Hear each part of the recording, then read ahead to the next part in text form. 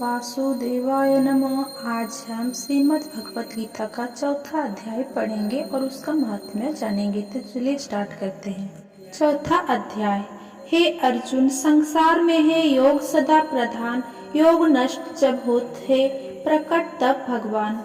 योग मुझे प्यार अधिक, योगी मेरा मीत, जिसको सुख दुख सम सदा तुम तुल्य धाम वो सीत। कुंती सूत योगी बनो तब होगा निस्तार, सबसे प्रिय योगी मुझे और योग से प्यार। मुक्त होत योगी सदा, जिसे ना फल की आस, उस योगी के टूटते हैं पांडव सभी पास। चौथा अध्याय। श्री कृष्ण भगवान बोले, इस अविनाशी कर्म योग को मैंने सूर्य से कहा, सूर्य ने मनु से कहा और मनु ने राजा इस काबू से कहा। हे अर्जुन, इस तरह परंपरा से प्राप्ति है योग सब राजर्षियों ने जाना, परंतु अधिक समय व्यतीत होने से ये लुप्त हो गया। वही प्राचीन योग आज तुमको मैंने बताया है, क्योंकि तुम मेरे भक्त और मित्र हो। यह रहस्य अति उत्तम है। अर्जुन बोला, आपका जन्म तो अभी हुआ है और सूर्य का जन्म बहुत दिन पहले हुआ था। मैं किस प्रकार मानूं कि सूर्य को यह योग आपने बताया था? श्री कृष्ण भगवान बोले, हे अर्जुन, मेरे वो तुम्हारे अनेक जन्म हो चुके हैं, मुझे वो याद है और तुम भूल गए हो। मैं अजन्मा, अविनाशी, संपूर्ण प्राणियों का स्वामी और अपनी प्रकृति से स्थित हूँ तथा अपनी माया से जन्मता हूँ। मैं, हे भारत, अब जब दो धर्म की हानि होती है और अधर्म का प्राबल्य होता है, तब तो ही मैं जन्म लेता हूँ। साधुओं की रक्षा, पापियों का विनाश और धर्म की स्थापना करने के लिए प्रत्येक युग में जन्मता हूँ। जो मेरे इस अलौकिक जन्म और कर्म का तत्व जानता है, वो मृत्यु होने पर फिर जन्म नहीं लेता और मुझ में लीन हो जाता है। इस तरह मोह, भय और क्रोध को त्याग कर मुझ में भक्ति, कर्म और मेरी शरणागति हो। बहुत से मनुष्य ज्ञान रूपी तप से पवित्र होकर मुझ में मिल गए हैं। जो जिस भाव से मेरा पद पूजन करता है, उसको मैं उसी प्रकार का फल देता हूँ। जो मनुष्य लोक में कर्म सिद्धि की इच्छा करने वाले देवताओं का पूजन करते हैं, क्योंकि इस लोक में कर्म की सिद्धि शीघ्र होती है। मैंने चारों वर्णों की सृष्टि अपने दो गुणों और कर्म से की है। सृष्टि का कर्ता मैं ही हूँ, तथापि मुझे अकर्ता अविनाशी जानो। कर्म मुझको वृद्ध नहीं कर सकते तथा कर्म फल में मेरी कामना नहीं है। इस प्रकार जो मुझको पहचानता है, कर्म के बंधन में नहीं पड़ता। इसी प्रकार समझाकर प्राचीन मुमुक्षुओं ने भी कर्म किए हैं। अतः पूर्व पुरुषों के पहले ही किए कर्मों के तू भी कर।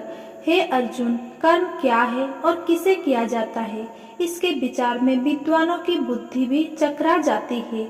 उस कर्म का वर्णन मैं तुमसे करूंगा, जिसके जानने से संसार के बंधन से छूटकर मोक्ष की भागी होगी।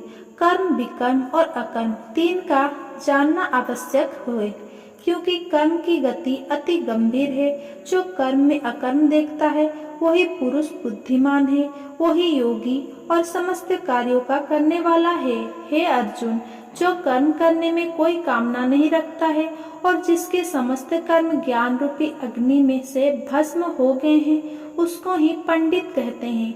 जो फल की आशा छोड़कर कर्म करता है और उनमें आसक्ति भी नहीं रखता है तथा निराश्रय ही सदा संतुष्ट रहता है, ऐसा मनुष्य कर्म में घिरा रहने पर भी मानो कुछ नहीं करता है। सब कामनाओं को त्याग, मन और आत्मा को बस में कर संसारिक प्रपंच से छूटकर केवल शरीर से काम करते हैं। वे भी बंधनों से संतापित नहीं होते। देव योग से जो कुछ मिल जाए, उसी में जो संतुष्ट रहता है, जो हर्ष, शोक आदि द्वंद्व से मुक्त है तथा किसी से ईर्षा द्वेष नहीं करता, कर्म की सिद्धि या असिद्धि में भेद नहीं समझता, वो कर्म करता हुआ भी उससे नहीं बनता।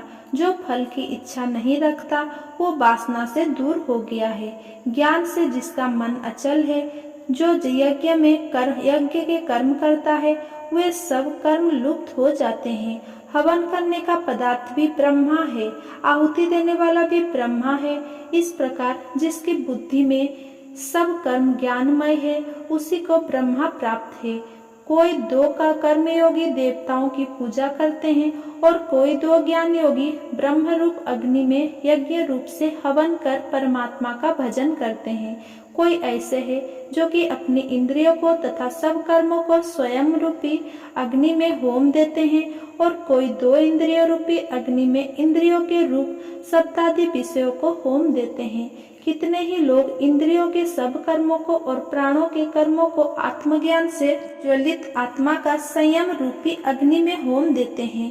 कोई तो द्रव्य यज्ञ करते हैं, कोई तप यज्ञ करते हैं, कोई योग यज्ञ का, कोई स्वाध्याय और कोई ज्ञान रूपी यज्ञ करते हैं। कोई प्राणायाम में तत्पर रहने वाले योगी प्राण वायु और अपान वायु का लय करते हैं। कोई आहार को निरंतर कम करते हुए प्राण को होमते हुए वे सब यज्ञवेता है और यज्ञ से ही इनके सब पाप नाश हो जाते हैं। जो यज्ञ में बचे हुए अमृत रूप अन्न को खाते हैं वे सनातन ब्रह्मा को प्राप्त होते हैं।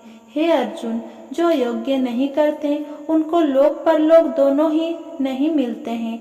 हे पार्थ, फल सहित सब कर्म ज्ञान में ही समाप्त हो जाते हैं। उसी ज्ञान यज्ञ के तत्वदर्शी और ज्ञानी लोग तुमको उपदेश करेंगे, इसीलिए तुम उनकी सेवा करना और विनय पूर्वक प्रश्न करके ज्ञान यज्ञ जानना। इस ज्ञान का लाभ प्राप्त करके तुमको ऐसा मोह फिर नहीं होगा। इसी ज्ञान से समस्त प्राणियों को तुम अपने में और मुझ में भी देखोगे। यदि सब प्राणियों से भी अधिक पाप करने वाला हो तभी तो भी ज्ञान रूपी नौका से ही सब पाप रूपी समुद्र को पार कर जाओगे। हे अर्जुन, जिस प्रकार प्रज्वलित अग्नि लकड़ी को जलाकर भस्म कर देती है, वैसे ही ज्ञान रूपी अग्नि सब कर्मों को भस्म कर डालती है। इस लोक में ज्ञान के समान पवित्र और कुछ भी नहीं है। ये ब्रह्मा बहुत काल पर्यंत कर्मयोग से सिद्ध हुए मनुष्य को स्वयं ही प्राप्त होता है। जो श्रद्धावान मनुष्य इंद्रियों को जीतकर ब्रह्म ज्ञान में लगा रहता है वो ज्ञान को पाकर अल्प समय में शांत को पा सजाता है। अज्ञानी श्रद्धा रहित और जिनके मन में संदेह है ऐसे जो पुरुष है वो नरक को जाते हैं। जिनके मन में सदा संदेह रहता है उनको यह लोक परलोक और सुख कुछ भी प्राप्त नहीं होता। जिसने परमेश्वर धन और निष्काम कर्मयोग के आश्रय से कर्म बंधन त्याग दिए हैं और ज्ञान से जिसके सब संदेह दूर हो गए हैं, हे अर्जुन, उस आत्मज्ञानी पुरुषों को कर्म बंधन नहीं। हे अर्जुन, अज्ञान से उत्पन्न हुए चित्त के इस संशय को ज्ञान रूपी तलवार काट कर तुम मेरे बताए हुए कर्मयोग को करने के लिए प्रस्तुत हो जाओ। चौथा अध्याय का महात्म्य। लक्ष्मी जी ने पूछा, हे श्री नारायण जी, श्री गीता जी के पाठ करने वाले को छूकर भी कोई जीव मुक्त हुआ है? तब श्री नारायण जी ने कहा, हे लक्ष्मी जी, तुमको मुक्ति की एक पुरातन कथा सुनाता हूँ। भागीरथी गंगा जी के तट पर एक काशीपुरी नाम का नगर है। वहाँ एक वैष्णव रहता था। वो नित्य गंगा स्नान कर श्री गीता जी के चौथे अध्याय का पाठ करता था। एक दिन वो साधु बन गया। वहाँ बोरियों के 2 वृक्ष थे, उनकी बड़ी छाया थी। वो साधु वहाँ बैठ गया और बैठते ही उसको निद्रा आ गई। एक बेरिया से उसके पांव लगे और दूसरी के सिर लग गया। वो दोनों बेरियां आपस में कोप कर पृथ्वी पर गिर पड़ी। उनके पत्ते सूख गए। परमेश्वर की इच्छा से वो दोनों ब्राह्मण के घर 2 कन्याएं हुई। फिर ब्राह्मण के घर जन्म लेकर उन दोनों कन्याओं ने तपस्या करना आरंभ कर दिया। जब वो दोनों बड़ी हुई तब उनके माता पिता ने कहा, हे पुत्रियों, अब तुम्हारा विवाह करते हैं। तब उन दोनों ने माता पिता से कहा, हम विवाह नहीं करेंगे। उनको अपने पिछले जन्म की खबर थी। उन्होंने कहा, हमारी एक यही अभिलाषा है कि वो साधु हमें पुनः दर्शन दे तो बड़ा अच्छा है। उनके मन में यही था कि वो साधु जिसके स्पर्श करने से हमें अधम देह से छूटकर ये देह मिली है, वो मिले तो बड़ा अच्छा हो। यह विचार कर उन दोनों लड़कियों ने माता पिता से तीर्थ करने की आज्ञा मांगी। तब माता पिता ने उन्हें तीर्थ यात्रा की आज्ञा दे दी। तीर्थ यात्रा करती दो बनारस में पहुंची तो वहां जाकर देखा कि वो तपस्वी बैठे हैं, जिनकी कृपा से हम बेरी की देह से छुट्टी है। तब उन दोनों कन्याओं ने चरण वंदना की। साधु ने कहा, तुम कौन हो? कन्याओं ने कहा, हम पिछले जन्म में बेरिया की योनि में थी। एक दिन तुम वन में आए तो तुमको बहुत धूप लगी थी, तब बेरिया की छाया तले आ बैठे। लंबा सन होने से एक बेरी से आपके चरण लगे और दूसरी बेरी से सिर लगा, तो उसी समय हम बेरी की योनि से मुक्त हो गई। अब हमने ब्राह्मण के घर में जन्म लिया है और बहुत सुखी हैं। आपकी कृपा से ही हम मोक्ष को प्राप्त हुई।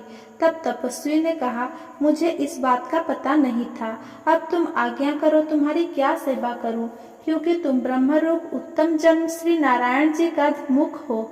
तब उन कन्याओं ने कहा, आप हमको श्री गीता जी के 4थे अध्याय का फल प्रदान करो, जिससे हम देवदेही पाकर सुखी होवे। तब उस तपस्वी ने उन्हें गीता जी के 4थे अध्याय के पाठ का फल दिया। फल के देते ही आकाश से विमान आए।